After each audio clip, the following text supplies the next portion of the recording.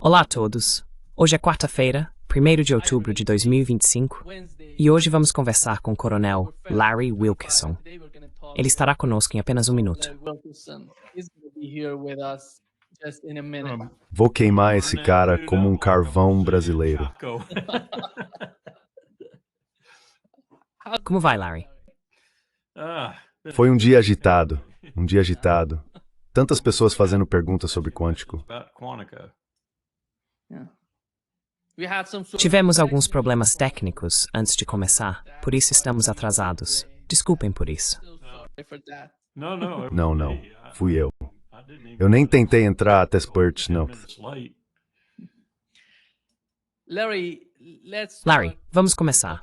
Falamos sobre a reunião que o Pentágono organizou, e eles estão tentando conversar com coronéis, generais e almirantes. A de quântico, aquela de que eu estava falando agora há pouco. É disso que todo mundo quer falar. É.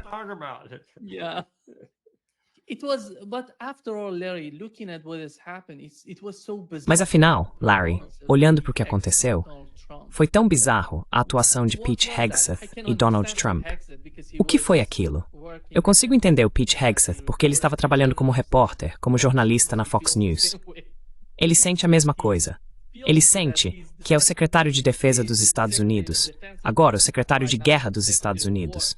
Mas foi tão estranho. Por quê? O que aconteceu? Ele estava tentando dizer algo para o povo, para o público dele. Cursar a mensagem sua opinião.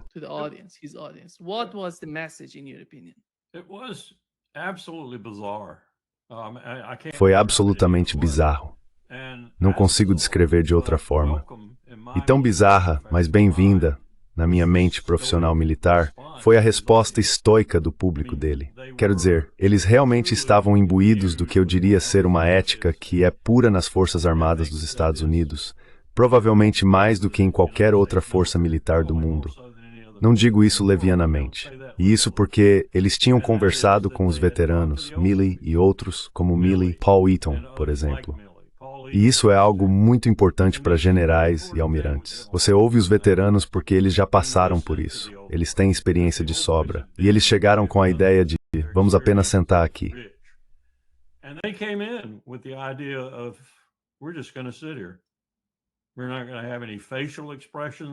Nós não vamos fazer nenhuma expressão facial digna de nota. Não vamos aplaudir de nenhuma maneira específica. Não vamos reconhecer nada do que está sendo dito como se fôssemos a favor ou contra, e vamos apenas sentar aqui. Foi realmente uma performance espetacular, de uma forma contida, por cerca de 300 desses generais e almirantes. E provavelmente foi a única atitude que eles poderiam tomar, além de se levantarem em massa e saírem em sinal de renúncia. E eu tive essa discussão com o general há poucos minutos, antes de entrarmos no ar e logo depois que terminei com o juiz, porque ele tinha me enviado um e-mail repreendendo-os por não terem se levantado e saído.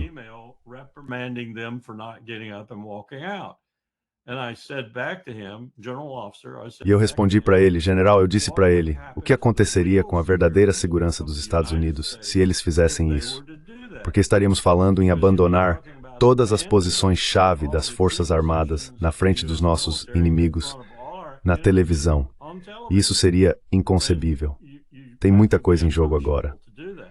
Estamos diante de uma possível guerra, eu acho que está vindo como um trem desgovernado, com o Irã. Isso tem potencial para se tornar nuclear.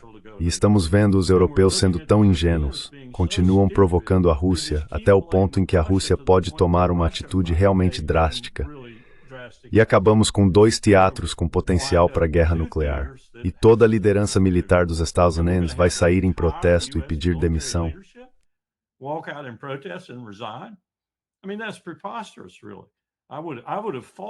Quer dizer, isso é absurdo, de verdade. Eu teria criticado eles por fazerem isso. É absurdo.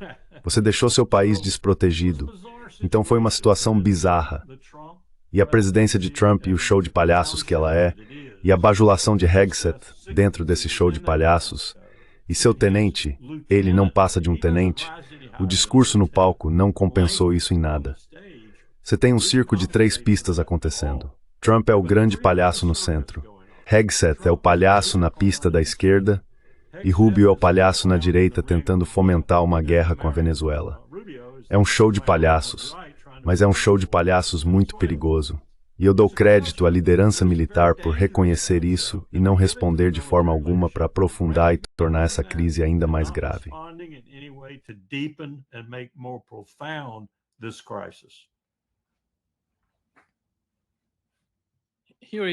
Aqui é uma parte muito bizarra do que disse. FIFO. Sinesestroid Tausinisbrose. Translate that for you.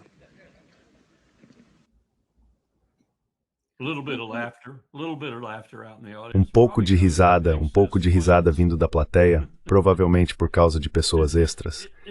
É só que ele falava como um S6, sim, um S6 das Forças Especiais, um sargento do Estado-Maior das Forças Especiais. Era assim que ele falava. Um sargento do Estado-Maior das Forças Especiais que no Afeganistão, por exemplo, provavelmente teria sido acusado de usar força excessiva, desobedecer às regras de engajamento. Coisas que ele estava sugerindo que deveriam ser feitas a partir de sua posição no palco. É isso que ele é. Ele não é melhor do que um sargento do Estado-Maior. Ele não é melhor do que... Não estou menosprezando sargentos ou suboficiais em geral.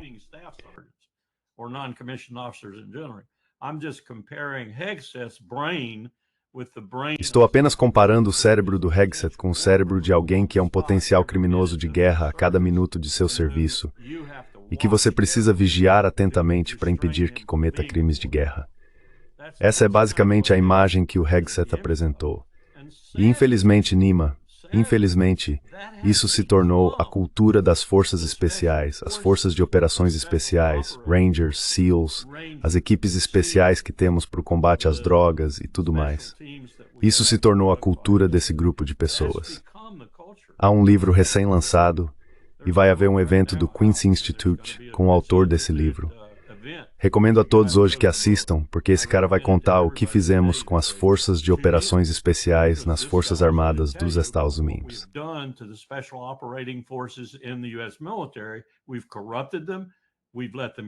Nós os corrompemos. Permitimos que escapassem impunes de assassinato. Trump até perdoou alguns deles que escaparam de assassinato, foram indiciados e condenados, então ele os perdoou. E Hegseth faria a mesma coisa, dizendo que eles foram impedidos de cumprir seu dever, que pelo seu país você pode matar, pode torturar, pode fazer o que quiser. Essa é a ética das forças de operações especiais das Forças Armadas dos Estados Unidos hoje, ou pelo menos de muitos deles. E é isso que Hegseth estava incentivando. Era disso que ele estava falando. E ele é um deles. Ele é um deles. Essa é a única guerra, o único período de serviço fardado que ele conhece. E mesmo isso não foi muito significativo.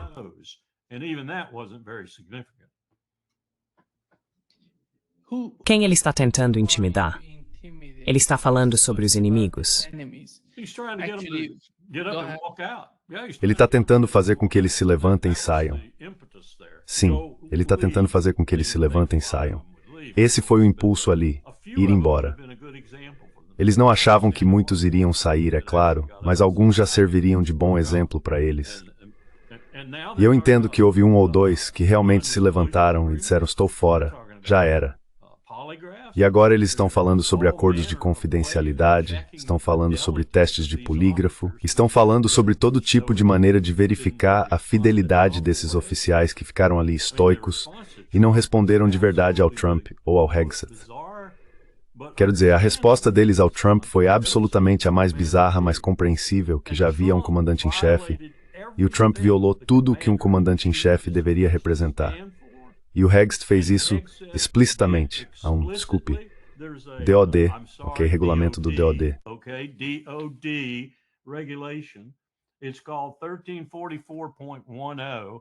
Chama-se 1344.10 e prescreve o comportamento do pessoal fardado em uma espécie de circunstância política, seja ela pseudo ou genuína. E é explícito sobre o que você pode e não pode fazer. Bem, veja o que aconteceu. Você tinha o comandante-em-chefe lá em cima, criando uma aura política para esses caras à sua frente. E você tinha o secretário de defesa fazendo a mesma coisa, basicamente dizendo, nas palavras que foram pronunciadas ali, Ambos, Trump de forma meio incoerente, mas Hegseth de maneira bastante coerente. Nós vamos entrar nas cidades e vamos limpá-las, vamos fazer isso, vamos fazer aquilo, vamos fazer isso, vamos fazer aquilo. Esse não é o dever das Forças Armadas.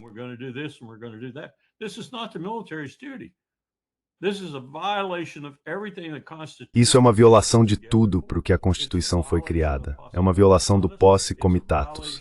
É uma violação de toda a prática, de toda a ética que as Forças Armadas tentaram incutir em suas fileiras, especialmente em seus oficiais generais. Não que isso nunca tenha sido violado, mas geralmente a pessoa que o faz é punida de forma bastante rigorosa. O que o presidente e o secretário fizeram é inconcebível. Temos uma expressão, Donald Rumsfeld a aboliu, mas ela é muito significativa, é a expressão Autoridades Nacionais de Comando, ANC. Durante toda a minha carreira vivi sob esse conceito. O que Rumsfeld fez foi dizer que só existe uma autoridade nacional de comando, e é o comandante em chefe.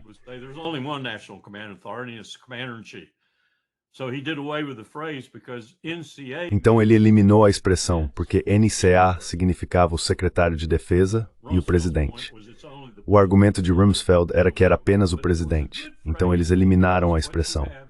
Mas era uma boa expressão, porque o que você tem são dois civis na cadeia de comando. O presidente, que dá a ordem final, e o secretário de defesa, que garante que ela seja cumprida. Ambos são civis por um motivo, porque nossos fundadores nunca teriam tolerado pessoas fardadas nessas posições. Agora, se você está na reserva, já fizemos exceções, concedemos dispensas e assim por diante, começando com o General Marshall após a Segunda Guerra Mundial. Mas até isso é um testemunho do fato de que não gostamos de pessoas fardadas nessas posições.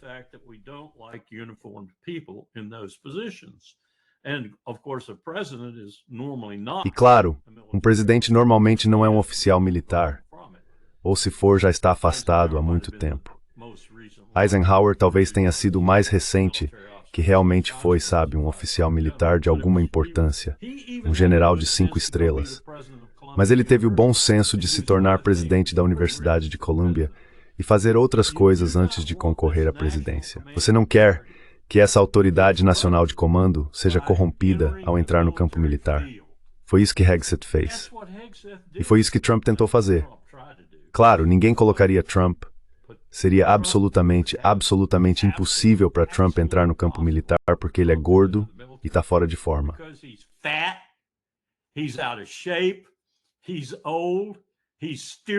Ele é velho, ele é estúpido, ele nunca conseguiria entrar lá. Mas o Hegseth, você sabe, ele tá lá em cima, cara macho, olha minhas tatuagens, tudo isso, e tá falando como se fosse um dos soldados de patente mais baixa, um dos soldados das Forças de Operações Especiais que abandonaram o regime das Convenções de Genebra, a regra da guerra, a lei da guerra terrestre e tudo mais que diz respeito. E ele fala do jeito que falaria como tenente ou sargento nas Forças de Operações Especiais, sem nada para fazer além de matar pessoas, e se deleitando com o fato de que não tem nada para fazer além de matar pessoas.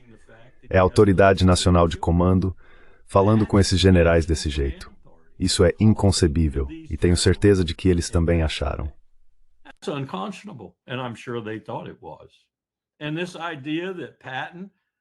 E essa ideia de que Patton ou Stockdale, Almirante Stockdale, você lembra do comentário que ele fez sobre se eles estivessem por aí, estariam revoltados com o que fizemos com o nosso exército woke e tudo mais.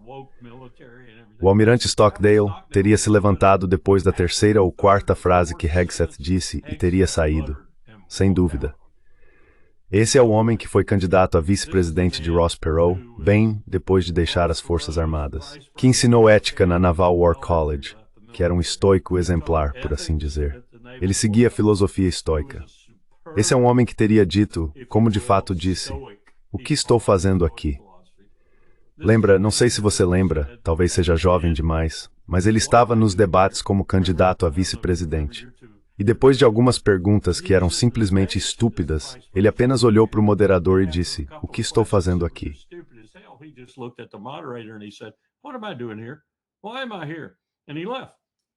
Por que estou aqui? E ele foi embora. Esse era o Stockdale. E Patton teria subido no palco e dado um tapa no Hegseth até ele ficar tonto. E o outro general era o Schwarzkopf. Foi um insulto ao Patton, ao Schwarzkopf e ao Stockdale. Um insulto total dizer o que disseram. Então ele nem conhece sua própria história, nem conhece seus líderes militares. E o Trump também não. Trump não se importa com história. Ele simplesmente não se importa. O que Trump disse sobre os cientistas e a mudança climática, que eles estavam perpetrando uma farsa e, portanto, eram maus, ele pensa o mesmo sobre sua história e sobre os historiadores. Eles também estão perpetrando o mal, eles são maus. Bem, a pessoa má é o Trump. Não os historiadores, não os cientistas do clima. A pessoa má é o Trump.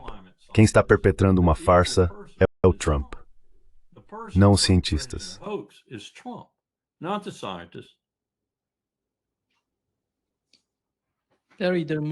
Larry, eles estão transferindo esta rasnettrauber e para o Reisva, Berthaft.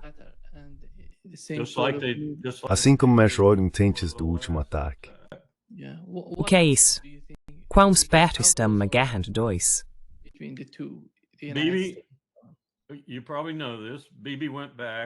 Você provavelmente já sabe disso.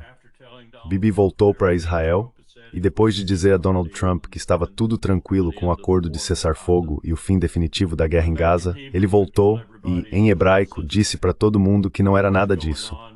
A guerra continua, as FDI vão matar todos eles, nós vamos terminar a guerra. Então esse saco de mentiras e falsidade proverbial está fazendo isso de novo. Por quê? Porque ele sabe o que está por vir. Ele sabe o que está por vir. Ele não vai precisar falar com Donald Trump. Ele não vai precisar se desculpar. Ele não vai precisar se ajoelhar. Ele não faria isso de qualquer forma.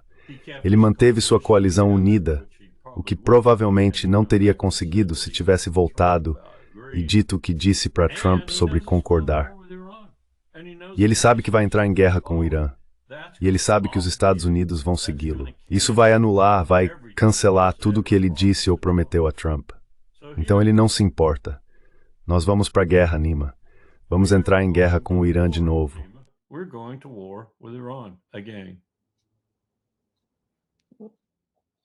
Qual seria o benefício não fagreitas? Qual se o principal objetivo de Zapor?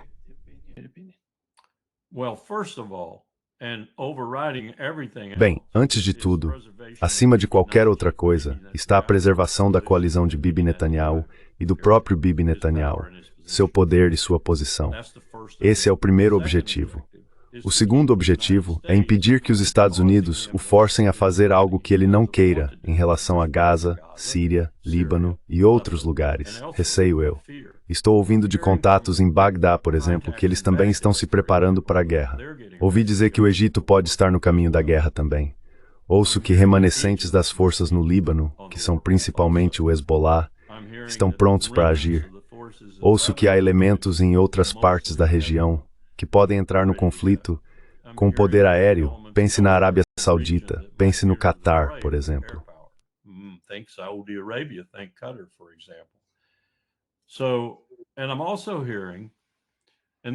Então, e eu também estou ouvindo, e isso é muito perturbador, e eu não sei exatamente como interpretar isso, mas estou ouvindo de pessoas que se encontraram com Raisi, o presidente, e com outros iranianos em Nova York.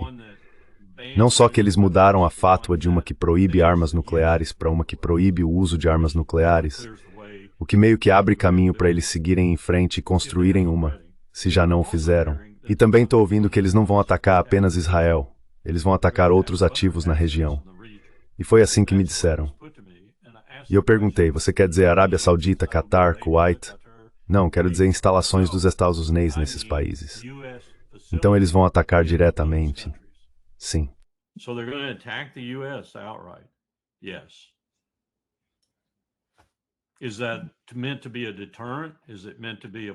Isso é para ser um fator de dissuasão? É para ser um blefe? Eu não sei. Não ficaria surpreso se eles já tivessem decidido, se estivessem de saco cheio disso. E se Israel realmente reiniciar a guerra de forma séria, que será o fim para Israel. Além disso, eles causarão o máximo de dano possível às instalações dos Estados Unidos na região. E eles podem causar muito dano, um dano enorme. Que eles poderiam afundar um porta-aviões se ele estivesse ao alcance de um de seus mísseis de alta velocidade, ou de uma série desses mísseis, eu diria que é uma possibilidade de 60% a 70%. E aí estaremos em apuros, Nima. Quero dizer, aí começa uma guerra regional.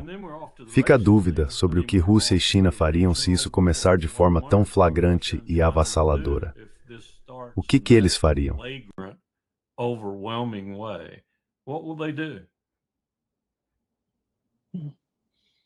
Então, qual é essa história sobre um plano de paz? O que ele está tentando alcançar com esse plano de paz? Isso é algum tipo de disfarce para o que eles estão fazendo?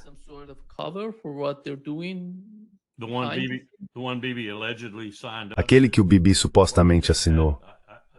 Bem, eu acho que no fim das contas é o Tony Blair. Basicamente, é o Tony Blair comandando algum tipo de consórcio que vai transformar a Gaza naquilo que o Trump quer transformar. Uma grande empresa que vai gerar dinheiro e assim por diante. E talvez tenha uma aparência de potencial para um Estado duplo, eventualmente, para satisfazer os membros dos Acordos de Abraão e trazê-los de volta para o acordo. Eu não acho que isso vai funcionar. E eu sei que não vai funcionar com o que o Bibi voltou e disse em hebraico, que foi: eu não quis dizer nada daquilo. Vamos continuar essa guerra, vamos continuar até que o Hamas seja exterminado, os reféns que se danem. Ele não disse isso, mas foi basicamente o que ficou subentendido. E eu sei que estou seguro, pelo menos por enquanto, porque vou entrar em guerra com o Irã e os Estados Unidos não terão escolha a não ser entrar comigo.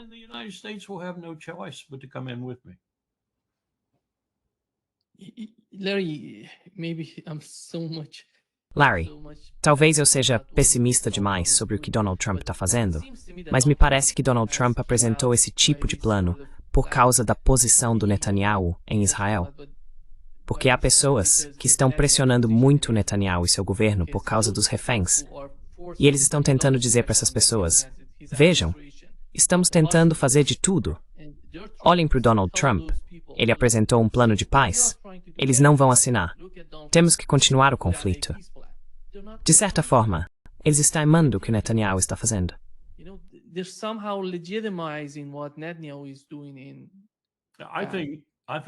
Acho que Netanyahu desistiu dos reféns há muito tempo. De verdade. Não acho que ele se importe nem um pouco com eles. E ele não se importa porque sente que eles são um obstáculo para ele terminar o trabalho, por assim dizer.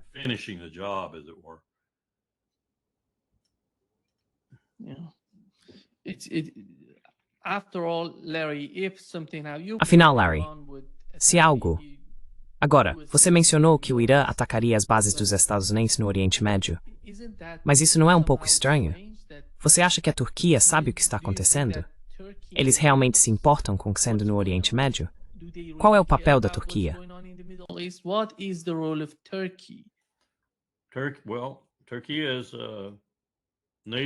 Bem, a Turquia é um membro da OTAN, o firme pilar da ala sul da OTAN.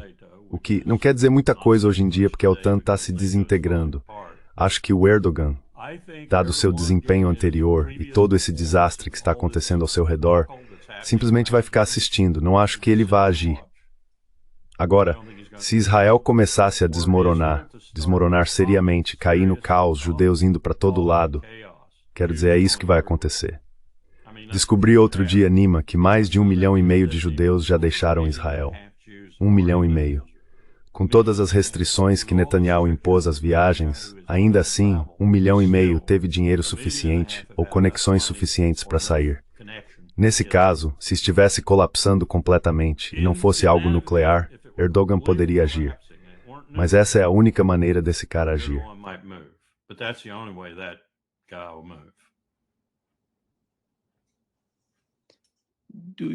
Quando se trata do Tratado de Defesa entre a Arábia Saudita e o Paquistão, você acha que isso vai... Boa pergunta. Pergunta. Vá em frente, pergunta. Como isso vai se desenrolar? Ótima pergunta, porque acho que isso provavelmente está assinado com sangue. E provavelmente está assinado com sangue, não necessariamente com a liderança civil, mas com o ISI e o exército paquistanês. E em particular com aquela parte de ambos que mais ou menos supervisiona as armas nucleares. E isso significa que a Arábia Saudita tem uma arma nuclear à sua disposição sempre que quiser usá-la. Sabe, eu acredito firmemente que, quando Mohammed bin Salman se tornou ministro da Defesa e assumiu a pasta, uma das coisas que ele fez foi ir a Islamabad e gastar cerca de 20 bilhões de dólares de dinheiro saudita, 20 bilhões de dólares americanos. Acho que isso foi um contrato com Islamabad em relação, na época, à possibilidade de o Irã desenvolver uma arma nuclear. Islamabad disse a ele, você terá 20 bilhões de dólares. Islamabad said to him, you will have 20. I don't know what the number is, but 20 is sort of military. Eu não sei qual é o número exato, mas 20 é algo meio militar. Eu gostaria de cerca de 20. Então, 20 armas serão enviadas para você instantaneamente quando o Irã testar ou quando você souber que o Irã tem uma arma nuclear. Esse é o acordo. Agora isso foi selado com sangue. Quero dizer, agora é um pacto de defesa. Não sei se isso é uma parte dele, mas sei que meus contatos me dizem que inclui. Se for nuclear, estaremos com você. Estaremos do seu lado. Então agora temos um jogo totalmente novo. E não é só Irã e Paquistão. Também é o fato de que a China apoia o Paquistão. Mas também é fato que a China tem um grande interesse naquele ramal ferroviário do sul que agora passa pelo Irã. E também é fato que há uma reaproximação entre esses antigos inimigos, Irã e Riad e outros nessa região complexa.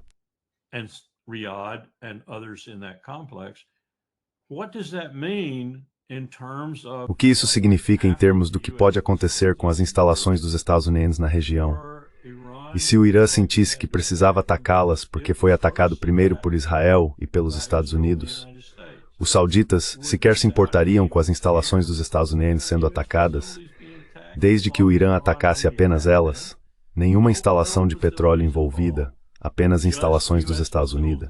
Já vimos o que acontece quando o Catar é atacado por Israel.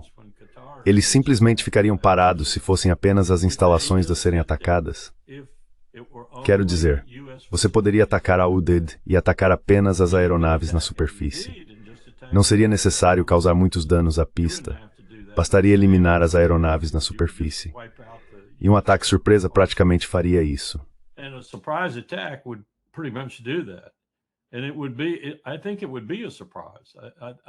E acho que seria uma surpresa. Acho que isso não é algo que o Comando Central dos esperaria. Então, sabe, dois podem jogar esse jogo da surpresa. Dois podem jogar esse jogo da duplicidade. E já está na hora dos persas usarem um pouco disso contra os árabes e contra Israel. E suspeito que, talvez, a Guarda Revolucionária, o Exército Nacional e talvez até o Conselho dos Guardiões e o Majlis em particular, tem sido bastante virulento, tem sido bastante belicoso, ok? Já que estamos nessa, vamos até o fim, vamos enfrentar esses desgraçados. Eu não os culparia nem um pouco. Quero dizer, a história está cheia de momentos em que eles finalmente ficaram irritados o suficiente para fazer algo contra o grande Satã. Você é iraniano. O que acha disso? Larry, you're Iranian. How do you feel about it? Yeah, 2 days ago, Larry, there was an interview with 2 dias atrás, Larry, houve uma entrevista com o ex-chefe do Conselho de Segurança do Parlamento no Irã. Ele é um político de longa data, de alto escalão. Ele sabe tudo sobre defesa. Ele disse, eu não entendo por que o governo do Irã é tão tímido para falar sobre suas capacidades militares. Eu sei que o Irã tem o poder de levar qualquer tipo de guerra ao Armagedon. Eles são muito poderosos. Eu sei o que está acontecendo, considerando as capacidades do exército iraniano. Por que eles são tão tímidos para falar sobre isso antes que algo aconteça? Sabe, eu olho para isso e é tão perigoso. De todas as formas que vejo, o conflito é muito perigoso se eles entrarem em uma guerra total contra o Irã.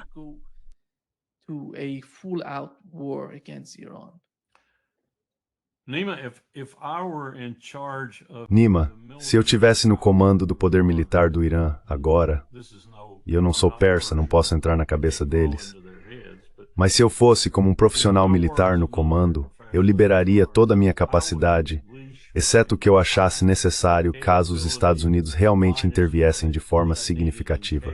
Porque eu não acho que eles precisem de tudo isso para lidar com Israel. E eu devastaria Israel. Eu acabaria com eles. Eu simplesmente acabaria completamente.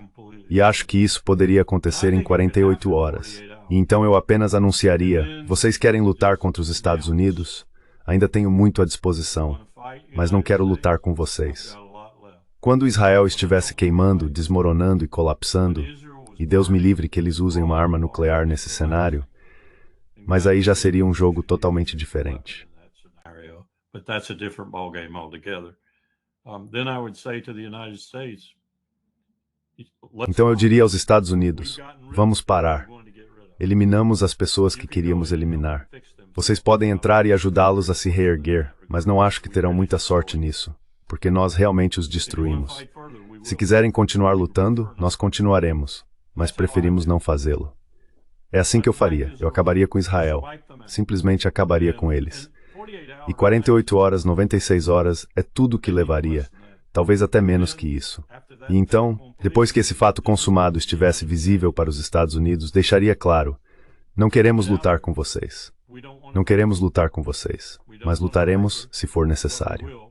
Eu não faria isso simultaneamente.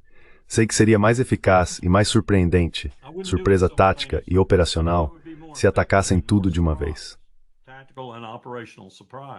If they hit everything at once. But it would also detract from their ability to just wipe it. Mas isso também prejudicaria a capacidade deles de simplesmente eliminar Israel, porque teriam que dedicar parte de suas forças a outros alvos. E isso não lhes daria nenhuma vantagem contra os Estados Unidos. Eles teriam uma vantagem considerável se Israel fosse uma ruína fumegante, um fato consumado. E poderiam dizer aos Estados Unidos, não queremos brigar com vocês. Já cuidamos do inimigo. O inimigo estava fora de controle. Estava matando palestinos a uma taxa inimaginável. Estava cometendo genocídio. Fizemos o que a Corte Internacional deveria ter feito. Fizemos o que a ONU deveria ter feito. Fizemos de fato o que vocês deveriam ter feito por vocês mesmos. Agora não queremos brigar com vocês por causa disso. Então vamos parar por aqui. Quero dizer, é isso que eu faria. So let's stop. I mean, that's what I would do. Acredito que todos esses estados árabes ficariam mais do que felizes se isso acontecesse, de cima a baixo. Eles têm tanto medo de falar, mas dá para sentir como a população, a opinião pública, se sente em relação a Israel.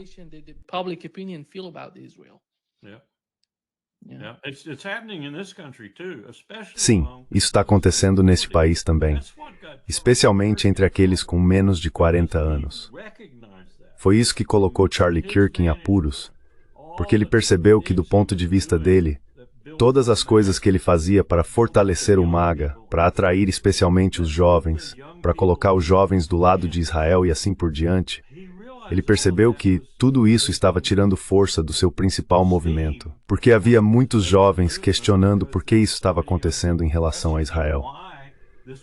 E ele tentou, naquela longa carta que eu li 2 vezes esta manhã, ele tentou naquela longa carta dizer isso ao Netanyahu em uma linguagem muito cautelosa, mas dá para perceber ali, dá para sentir ali quando ele está dizendo, você está perdendo essas pessoas.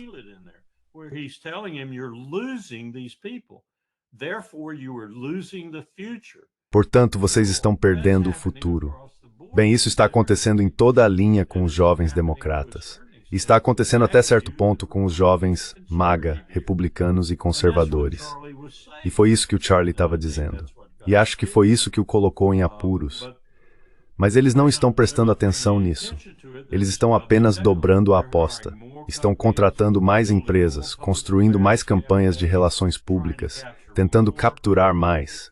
Olhe para o Larry Ellison e esses caras que estão com ele, Horowitz e os outros, que estão tentando pegar o TikTok, tentando garantir que essa perda de terreno não continue, que eles recuperem a vantagem para Israel. Acho que eles já perderam. Acho que eles já perderam. E são os jovens que eles estão perdendo. E esse é o futuro.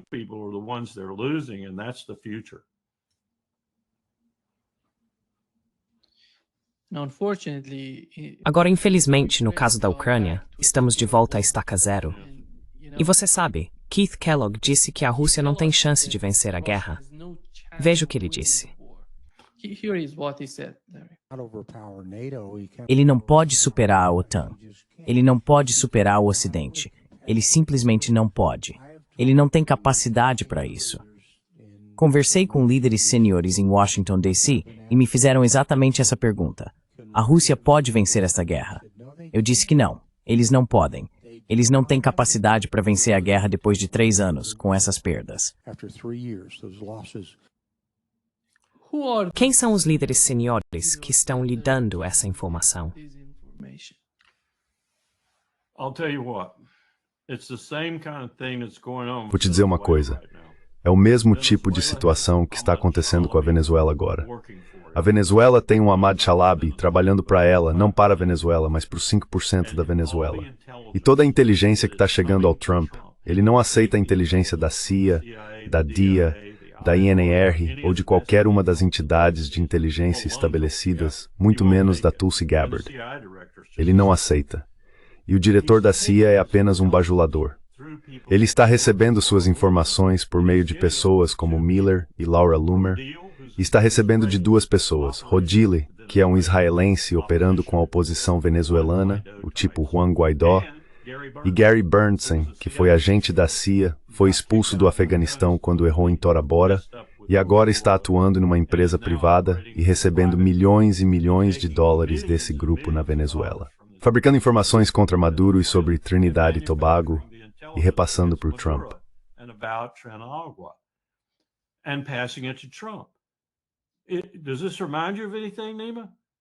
Isso te lembra de algo, Nima?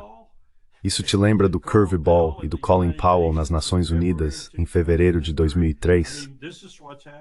Quero dizer, é isso que está acontecendo com a Venezuela. Estamos fabricando a inteligência com um grupo muito pequeno de pessoas que têm um interesse financeiro direto nessa inteligência, e eles a repassam ao presidente por meio de pessoas que não são profissionais da área de inteligência. E o presidente acredita nisso. A mesma coisa está acontecendo com pessoas como Kellogg, Petraeus e outros em relação à Ucrânia. É inteligência falsa sobre a Rússia e sua capacidade, e isso está sustentando a guerra, vencendo a guerra. E também estão repassando informações falsas sobre tudo, desde o número de baixas até as medidas de interrupção.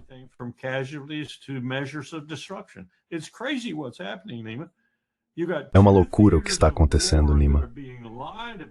Você tem 2 teatros de guerra sobre os quais estão mentindo para o presidente dos Estados Unidos, que não gosta dos profissionais de inteligência porque eles não dizem o que ele quer ouvir.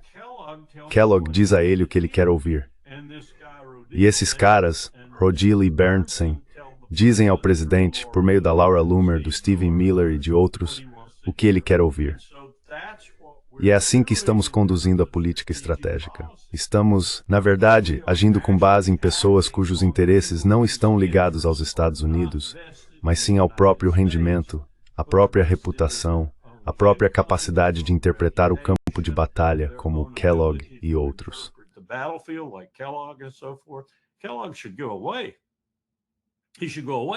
Kellogg deveria se afastar. Ele deveria se afastar, mas não vai porque diz a Trump o que Trump quer ouvir, assim como essas outras pessoas. Isso é George Bush em grande escala no que diz respeito à inteligência. Quero dizer, Cheney estava inventando tudo do nada e entregando ao presidente como prova de que Saddam Hussein possuía armas de destruição em massa. A CIA foi forçada por Cheney a fazer a mesma coisa. Powell foi forçado por Cheney a ir até a ONU e fazer a apresentação. Tudo isso foi fabricado, Nima. A mesma coisa está acontecendo em relação à Venezuela e a mesma coisa está acontecendo em relação à Ucrânia. Eis o meu grande medo. Isso também está acontecendo com relação a essas pessoas sendo mortas extrajudicialmente em alto mar. Agora, aquele barco de cigarro provavelmente era um barco transportando drogas. Não duvido disso.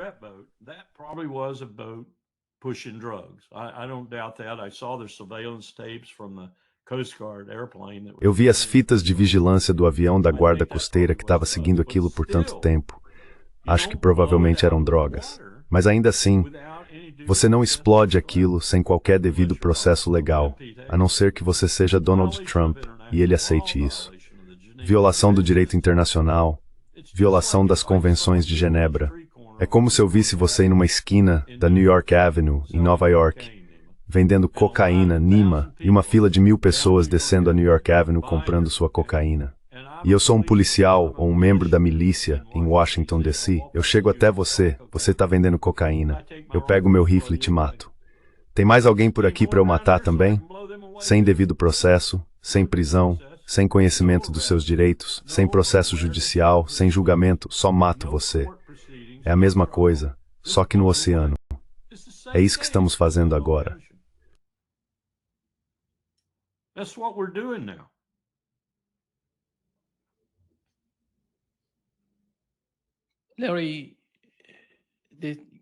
Larry, o caso da Europa está ficando tão estranho, especialmente quando se trata do Reino Unido.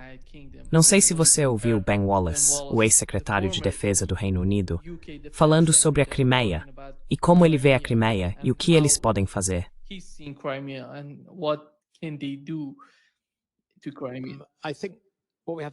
Acho que o que precisamos lembrar é o que motiva Putin. Putin é apaixonado pela ideia de dominar a Ucrânia, de tomar a Ucrânia. A Crimeia é Rússia e a Rússia é Crimeia. Ele anunciou a Crimeia em 2014. Se você ler os discursos dele de 2014, ele compara a Crimeia ao Monte Sagrado. Então precisamos ajudar a Ucrânia a ter capacidade de longo alcance para tornar a Crimeia inviável. Precisamos sufocar a vida da Crimeia. E acho que se fizermos isso, Putin vai perceber que tem algo a perder. Se não for habitável ou não for possível funcionar, e aquela ponte, precisamos de mísseis Taurus da Alemanha, precisamos destruir a ponte da Crimeia, porque aquilo é um monumento ao ego de Putin. E acho que se fizermos isso, Putin vai perceber de repente que tem algo a perder.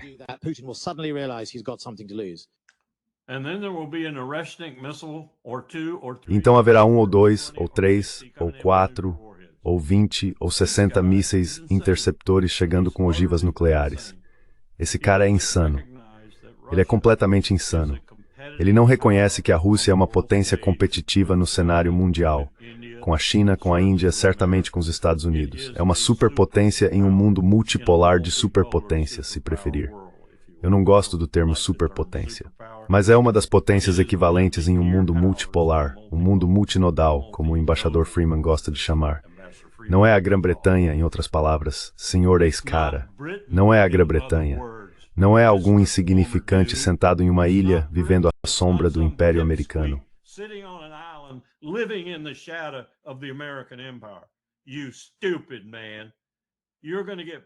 Seu idiota. Você vai acabar matando pessoas, você vai acabar começando uma guerra mundial, você vai acabar provocando um confronto nuclear, e você não tá nem aí. Suas palavras agora mesmo me mostraram que você não tá nem aí. Você é tão ruim quanto Kellogg. E eu estou de saco cheio da Inglaterra. Tenho que te dizer, fui anglófilo por anos e anos. Eu amo Londres, amo o país de Gales, amo a Escócia, amo a Irlanda, amo, sabe, a Inglaterra. Mas estou cansado e farto desse governo insignificante de Londres. E pelo visto, pelos enormes protestos que têm acontecido, o povo inglês também está.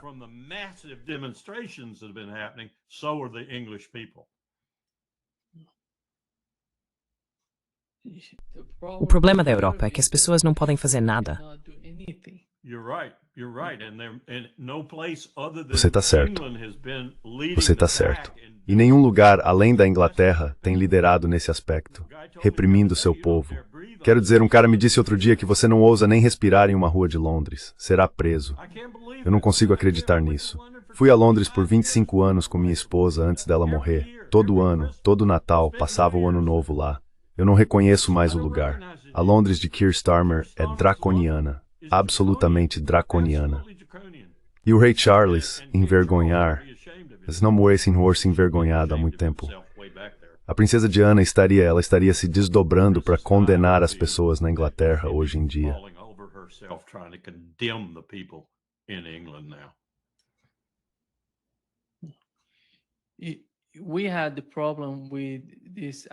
Temos um problema com essa atitude de xingar, seja o presidente russo ou o presidente chinês. E neste momento, Donald Trump está chamando o país inteiro de tigre de papel.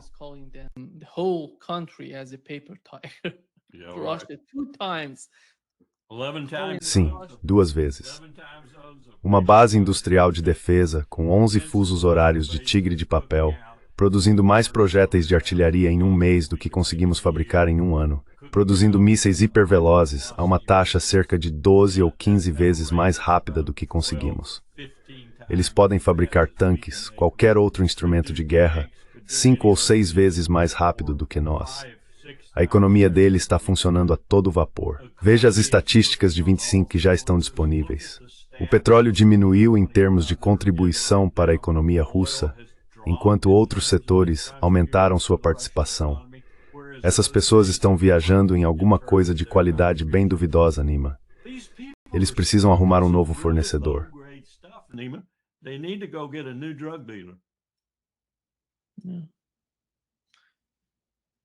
Sim, muito obrigado, coronel. Thank you so much, Colonel. Sorry to get so carried away, but I tell you, these people. Desculpe me empolgar tanto, mas vou te dizer, essas pessoas realmente me deixam irritado. Estou no fim da minha vida e tenho que lidar com idiotas. E como disse ao juiz hoje, eles vão atrás de nós. Eles vão atrás de todos que dizem a verdade. Você assistiu à entrevista do Edward Snowden? Incrível. Estou recebendo e-mails de militares e outras pessoas dizendo: eu nunca soube que esse cara era tão inteligente. Nunca soube pelo que ele realmente lutava. Porque ele está na Rússia. Esse cara sabe o que está acontecendo. Pois é, ele sabe mesmo o que está acontecendo. Ele previu o que ia acontecer com todas as letras. E agora ele está ainda mais eloquente do que quando o ouvi em William Mary, sabe, por videoconferência de Moscou. E ele é um herói. Ele é um herói entre um grupo de pessoas que eu nunca imaginei que o considerariam um herói. Ele é um patriota. E ele está dizendo a verdade.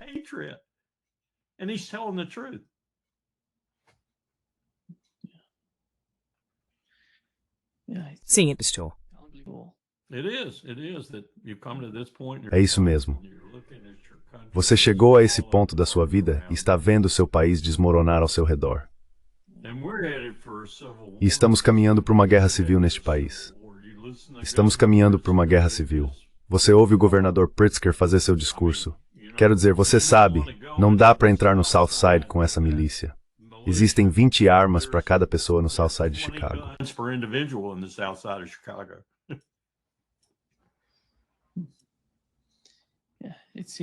Parece que na cabeça de Donald Trump, toda solução é uma solução militar. Ele não se importa com mais nada. E ele nunca serviu um dia sequer na vida dele. Nunca serviu um dia sequer na vida dele. Esporão ósseo, esporão ósseo. Pelo menos o George W. Bush, estava na Guarda Nacional do Texas. Ele quase nunca ia às reuniões, mas fazia parte da Guarda Nacional do Texas. E se você perguntar ao pai dele por que ele estava na Guarda Nacional do Texas, bem, queríamos mantê-lo fora do Vietnã.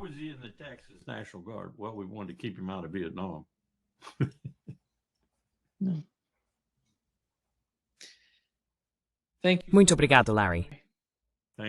Obrigado, Nima. Até sexta-feira. Continue fazendo o que está fazendo, mas fique de olho nos seus voos também. Eles vão atrás de você no Brasil. Sim. Sim, temos o Lula aqui. Vamos ver se ele se mexe e eu consigo uma vitória. É 27 anos? É por isso que ele está lá? Tudo isso. Que bom, não poderia ter acontecido com pessoa melhor. Se cuida. Até mais. Bye.